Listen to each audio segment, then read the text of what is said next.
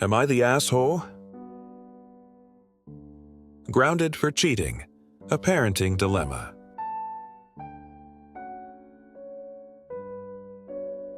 I have two daughters, Lizzie, 17F, and Mackenzie, 14F. Their dad and I divorced a few years ago after I discovered he was having an affair. I've done my best to provide a stable and loving home for the girls ever since, despite the emotional challenges that came with the divorce. I have primary custody of the kids, and their dad has them every weekend and during the summer. While the arrangement works for the most part, we sometimes clash on parenting decisions, especially when it comes to discipline and values. Lizzie, my eldest, has been dating Jacob, 18 months, for over a year now. Jacob is a wonderful young man, polite, respectful, and mature beyond his years. He's also incredibly bright and is on track to be valedictorian of their graduating class. Over the past year, he's become almost like a part of the family, frequently coming over to our house to spend time with Lizzie. They often study together, watch movies, and hang out. I've grown to really like Jacob and appreciate the positive influence he seems to have on my daughter. However, a few weeks ago, I began to notice some troubling behavior from Lizzie. It all started when I overheard her talking on the phone late one evening. She was in her room, and I wasn't intentionally eavesdropping, but her voice carried. She was clearly flirting with someone, which wasn't unusual, except she mentioned the name Brandon.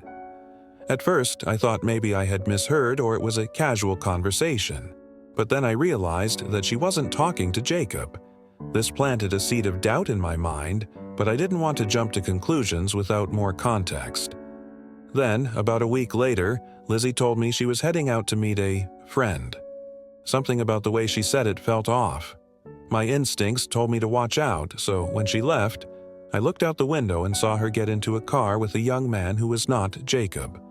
She greeted him with a kiss, and my heart sank. I felt a mix of anger, sadness, and disappointment. It was becoming clear that Lizzie was seeing someone else while still maintaining her relationship with Jacob. I wrestled with whether to confront her right away. On the one hand, I wanted to give her a chance to explain herself. On the other hand, I was deeply disturbed by the idea that my daughter was betraying someone who cared about her. I decided to wait and see if she would bring it up herself. But she didn't.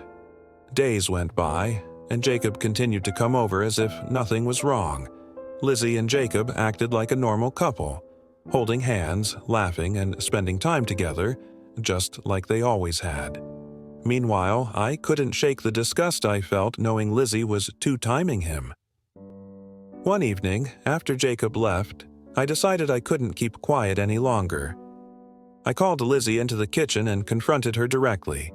I asked her, "Are you cheating on your boyfriend with another guy?" She froze for a moment, then rolled her eyes and said, "It's none of your business, Mom. My personal life is mine." Her dismissive tone made my blood boil. I told her that it absolutely was my business because I'm her mother, and I raised her better than to treat people this way. At first, Lizzie tried to deny it, but when I pressed her, she admitted that she was seeing someone else. She said she was bored with Jacob and that Brandon was more her type now.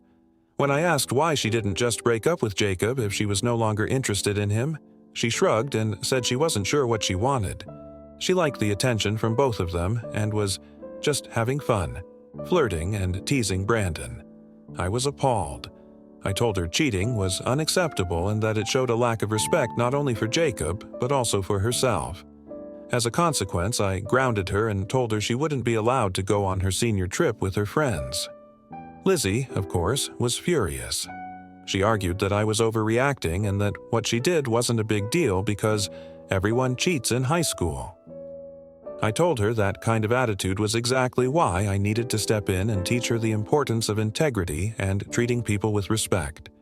She stormed off to her room and barely spoke to me for the rest of the day. As I reflected on the situation, I couldn't shake the heavy feeling in my chest. This wasn't just about Lizzie and Jacob. It was about the kind of person I hoped Lizzie would grow up to be. I wanted her to understand the value of honesty and respect, not just in romantic relationships, but in all aspects of life. I kept replaying the conversation in my head, wondering if I had said or done something that pushed her further away instead of helping her see my point of view. At the same time, Mackenzie was beginning to pick up on the tension in the house. She asked me one evening, "Mom, why is Lizzie staying with Dad? Did you guys have a fight?" I hesitated, not wanting to drag Mackenzie into the drama, but I also felt it was important to be honest with her, in a way that she could understand. I told her, "Your sister and I had a disagreement about some choices she's been making, and she wanted some space to think things over." Mackenzie nodded, but her eyes were filled with curiosity. "Is it about Jacob?" she asked, her voice quiet. It surprised me how perceptive she was, and I realized that Lizzie's actions were probably more obvious to Mackenzie than I had thought. I gently explained that relationships can be complicated and that sometimes people make mistakes, but what mattered was how they chose to handle them. Mackenzie didn't press further, but I could tell she was thinking hard about what I'd said. Meanwhile, I debated whether I should reach out to Jacob. Part of me felt he had a right to know what was going on, but I wasn't sure if it was my place to tell him. After all, he was an 18-year-old young man, and this was his relationship to navigate. I also didn't want to make things worse for Lizzie, even though I didn't condone her behavior. In the end, I decided not to intervene directly. Instead, I encouraged Lizzie, through texts and voicemails, to consider being honest with Jacob about her feelings. During this time, my ex-husband, Greg, continued to call and text me, urging me to let Lizzie go on her senior trip. He argued that she deserved to have fun with her friends and that missing the trip would only alienate her further. "She's a teenager," he said during one particularly heated phone call. "Teenagers make mistakes. You can't hold her to the same standards as an adult." His words frustrated me. While I agreed that teenagers are bound to make mistakes, I also believed that those mistakes were opportunities to learn and grow. I told Greg, "If we don't teach her now, when will she learn? She's going to be an adult soon, and these lessons don't magically come with age." Greg wasn't convinced. He accused me of being controlling and trying to impose my own moral high ground on Lizzie. I hung up feeling drained and even more conflicted. Was I being too harsh? Was I setting expectations that were too high for a 17-year-old? A few days later, Lizzie finally called me. Her tone was still defensive, but at least she was willing to talk. "Mom, you can't ground me forever," she started, "and I don't see why I have to miss the senior trip. It's not like what I did was a crime." "It's not about punishing you forever," I replied. "It's about helping you understand that your actions affect other people. What if the roles were reversed and Jacob was the one cheating on you? How would you feel?" There was silence on the other end of the line. I could tell she was thinking about it, but she wasn't ready to admit she was wrong. "I don't know," she finally said. "I just feel like you're blowing this out of proportion. It's high school. It's not that serious." "Maybe it feels that way to you now," I said gently. But relationships, any kind of relationship, are built on trust and respect.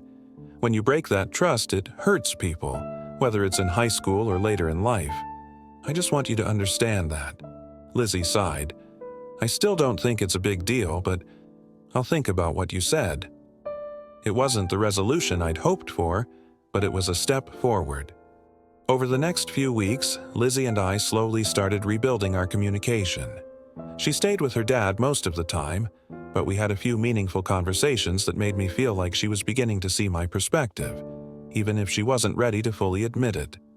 As for Jacob, I noticed he started coming over less frequently. I wondered if Lizzie had finally been honest with him, but I didn't pry. I wanted to give her the space to handle it in her own way, even though it was difficult for me to step back.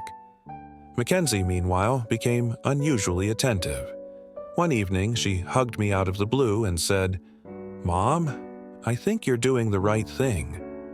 Her words brought tears to my eyes. Even though Lizzie and I were still finding our way back to each other, it was reassuring to know that Mackenzie understood why I had made the choices I did. Am I being too strict, or am I right to stand my ground? For more interesting daily life stories, Make sure to subscribe and comment your ideas. I will be posting more stories about a lot of aspects of life. Thanks for watching. See ya!